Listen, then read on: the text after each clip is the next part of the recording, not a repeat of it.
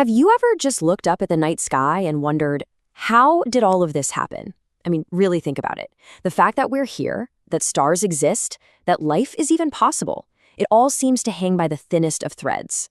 Today, we're diving deep into one of the biggest questions there is. Is our universe a cosmic accident, or was it designed? And you'll see how this very modern scientific puzzle actually echoes a perspective from a very ancient text. So let's just put the question out there, right up front. Are we just the winners of the most unbelievable cosmic lottery imaginable, or is there something else going on?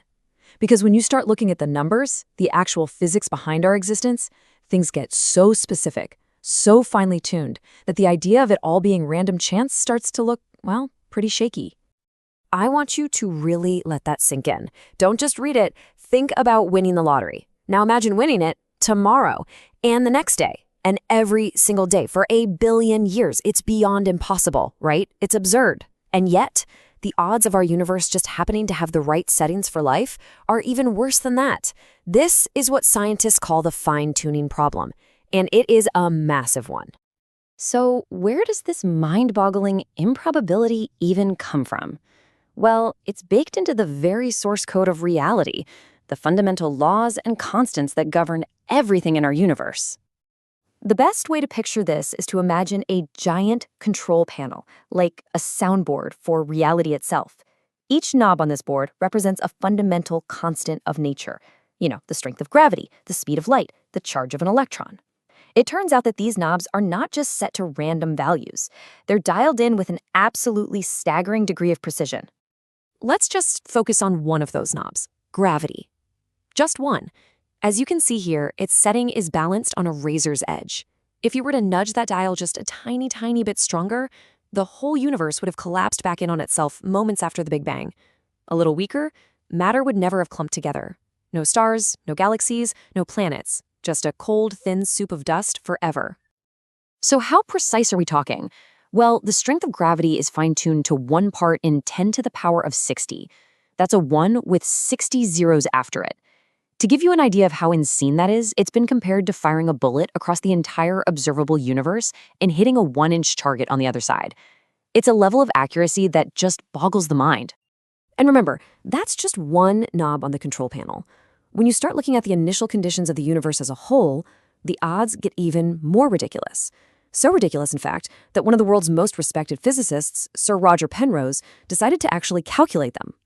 So Penrose, who was a close colleague of Stephen Hawking, looked at the incredibly orderly and low entropy state of the universe right at the beginning, and his conclusion was pretty blunt. The chances of this happening randomly are so infinitesimally small that it strongly suggests it wasn't random at all. In his words, it was selected. Okay, get ready for this. This is the number he came up with. The odds are 1 in 10 to the power of 10 to the power of 123. Look, this isn't just a big number. In the world of physics and math, a probability this small is, for all intents and purposes, 0. It means it shouldn't have happened. Period. And this next part really puts that number into perspective. If you tried to write out all the zeros in that number, and you put 1 0 on every single atom in the entire known universe, you'd run out of atoms long, long before you ran out of zeros. It's an improbability on a scale that is literally bigger than the universe itself. Now, here's where things get really fascinating. While this scientific debate about fine-tuning is pretty modern, the idea of a perfectly balanced, flawless universe isn't new at all. In fact, this whole discovery strangely echoes a perspective found in the Quran from over 1,400 years ago. Think about this timeline. It wasn't until the 20th century that physicists really began to grasp this incredible fine-tuning. But 14 centuries earlier, the Quran was already speaking about a creation made with perfect balance and measure. It even threw down a gauntlet, challenging anyone to find a flaw in it. So let's actually look at the specific verses that talk about this perfect balance and proportion. This verse right here from Surah Al-Qamar says that all things were created with a specific measure or proportion. That language is really striking, isn't it?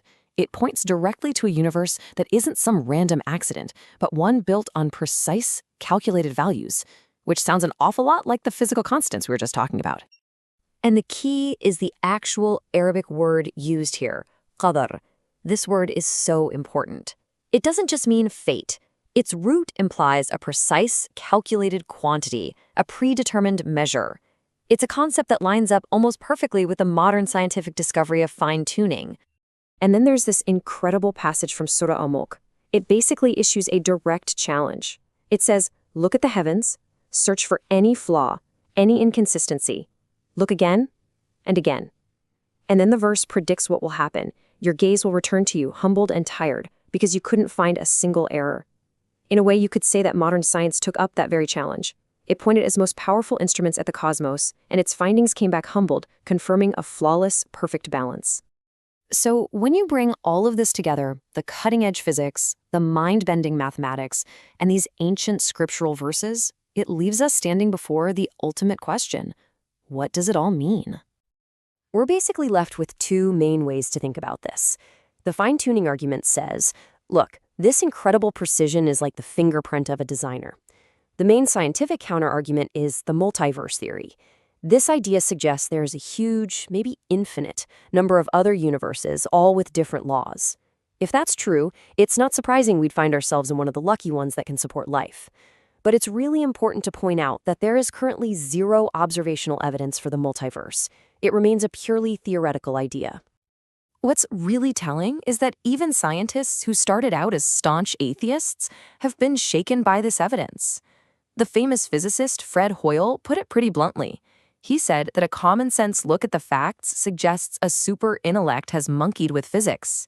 He just couldn't bring himself to believe it was all a random accident. So here we are, back on that razor's edge. On one side, you have a series of coincidences so fantastically unlikely they're practically impossible. And on the other, you have the profound conclusion that our universe was meticulously designed for us to be here. Is it all just one lucky roll of the cosmic dice? Or is the flawless balance we see everywhere a sign of deep and profound intention?